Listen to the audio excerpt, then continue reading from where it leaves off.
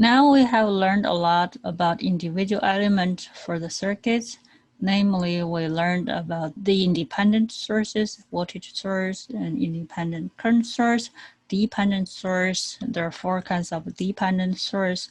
We also learned about Ohm's law. Our next topic is to learn how those elements are connected, how we analyze the circuit. So let's introduce a few basic concepts: branches, nodes, and loops. Let's look at branches. Branches are easy.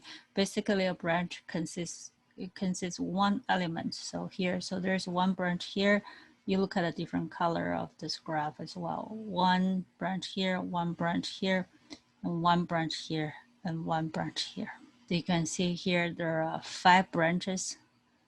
1, 2, 3, 4, and 5. Let's talk about nodes. Nodes is a point that connect at least 2 branches. This is a one node here. They connect 2 branches. And this is one node here because there's no branch from this point to here.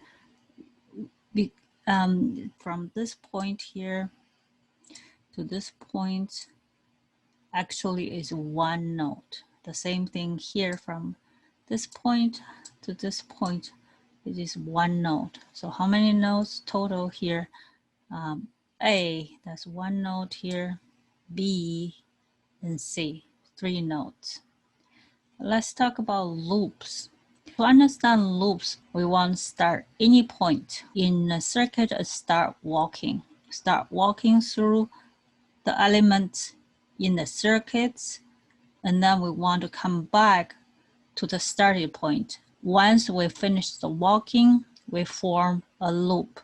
But make sure when we form the loop, we do not pass one node, any node twice. For example, in this circuit, we have different loops here. I have this loop here, so I can start walking, start this point, and start walking here,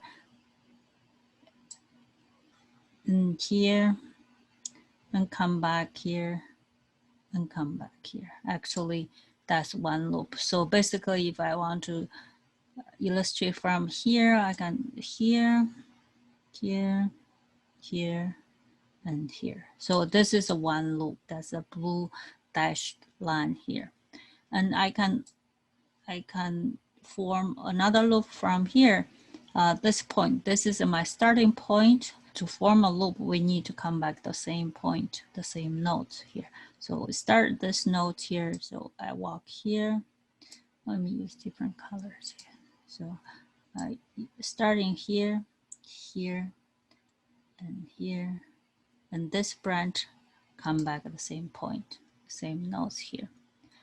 So this is another loop. I can also have another loop here. I start this point. Let me see here.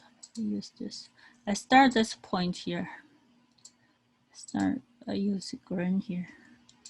Walk through this direction here and here, and come back through this point, and then this branch come back here. So this is purple. There's 3 loops in this circuit. What about this one here? If I start walking here, and then come back here, and then come back here, and then come back here, and it came back the same point, the same point when I started. This is not a loop because you pass this node twice, so that's not a loop.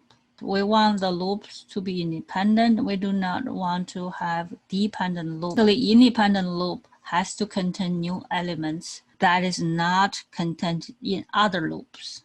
So for instance, this purple one, the bigger one, does not contain any new branches beyond this one and this one.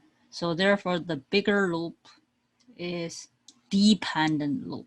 We want to say, okay, this is an independent loop 1, this is independent loop 2, and then this will be dependent.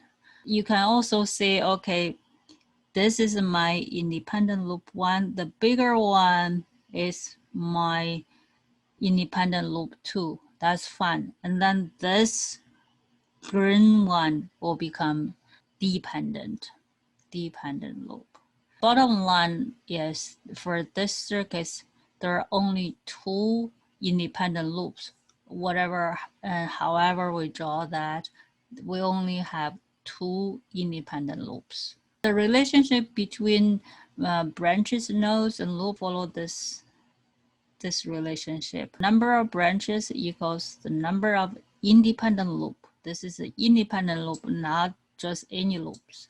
And plus the number of nodes is -1. In this example here, we know how many branches, 1, 2, 3, 4. So B equals to 4. How many independent loop? Here is 1, here is another 1, so 2. How many nodes? 1, 2, and 3. We can have this relationship here. So L plus N minus 1, that's 4, and B, it is equals to 4. So this is this relationship.